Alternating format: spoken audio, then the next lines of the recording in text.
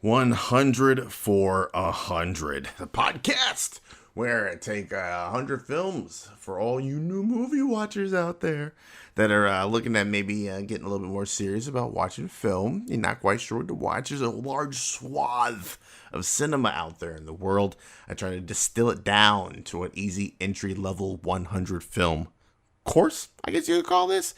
I ranked them for you from 100 to 1 so you could see my line of thought and maybe how errored it is, how flawed my ranking systems are. And each one gets a 100-word review. And a podcast that also accompanies it, one a day for the first 100 days of this year, 2020. Yesterday, we talked about The Godfather, Ennio Morricone throwing out that classic score, directed by Francis Ford Coppola in 1972. Memory serves, Al Pacino, back when Al Pacino still cared. Today, we are moving on to the late 80s, 1988, a joint directed by John McTiernan, which is, I think this movie begins the classic John McTiernan run, or is the middle? This is the middle of the classic John McTiernan run, Die Hard.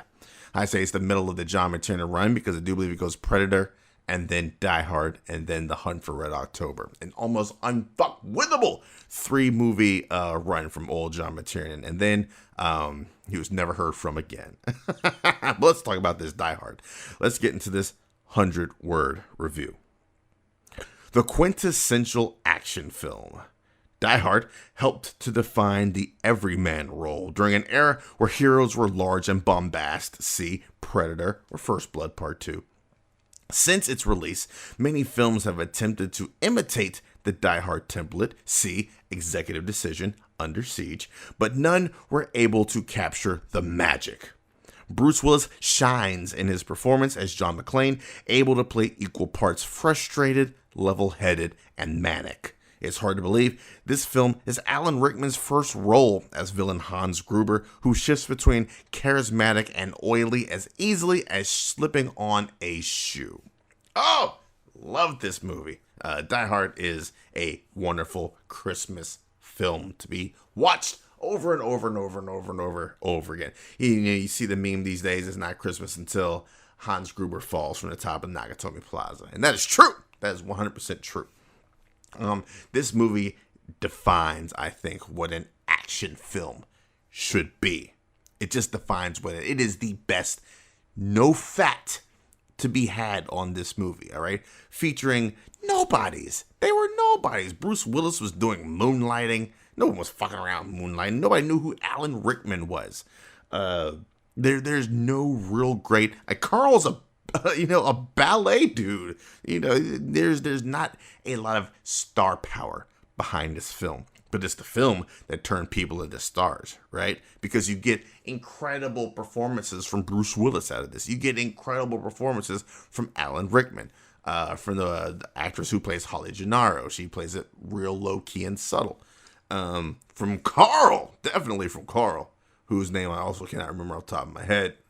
And like I said in the review, it's equal parts like frustrated, manic, and level-headed. Level-headed is what you have to be in this situation, all right? You got to be able to think. You got to be able to move quietly around corners. You got to be able to improvise. And that's what he did, one by one by one, methodically taking these dudes down as they scheme to blow up a whole bunch of people on the roof of Nakatomi Plaza, fly off in the helicopter with a whole shit ton of money, never to be heard again, somewhere on a beach, earning 20%. 20% of what? I never quite figured that out. But, the one thing that they didn't account for was a New York police cop coming in to visit his wife during their rocky relationship. And he's just a fly in the ointment, Hans, is exactly what he is.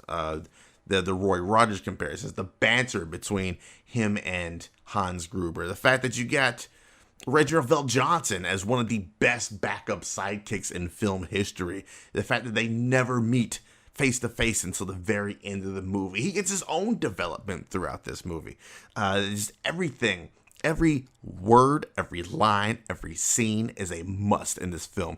You got the FBI agents, Johnson & Johnson. No, I'm Agent Johnson. No, the other one. The doofus police cop, or police chief, who was trying to run things before the FBI showed up. All of those are necessary characters. The dispatch that's not taking it seriously. He thinks it sounds like I'm ordering a pizza. There's so much good to be had in this movie. That it's a wonderful balance of good action, of, oh, he's in some serious shit right now, and of humor. Because through all this, he does talk shit, especially to Carl. It's talking about how he snapped his brother's neck and all that. The fight scenes are brutal. They're running across the glass.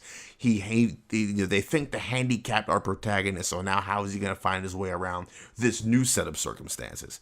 When he bumps into Gruber, and Gruber immediately improvs as Bill Clay. Oh, you're one of them, aren't you? So you see that they're both smart. They're both, able to adapt and improv at the time. And this all comes to a head. Holly sees John when he first gets there. They get into a little spat. She leaves. So they put eyes on each other for maybe 5 minutes before Holly leaves and the shit goes down. And she doesn't see him for the rest of the night, which is hours.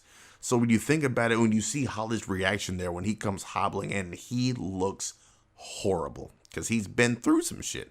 And then, of course, you get the dropping of Hans from the top of the tower, that wonderful Alan Rickman unexpected face. And Argyle makes the best point. This is Christmas. I got to see New Year's. So if you haven't seen number 3 in a while, Die Hard, it's only April. Should have only been a couple of months since you last saw this movie. Make sure you check it out again. Number 3 on the list, Die Hard.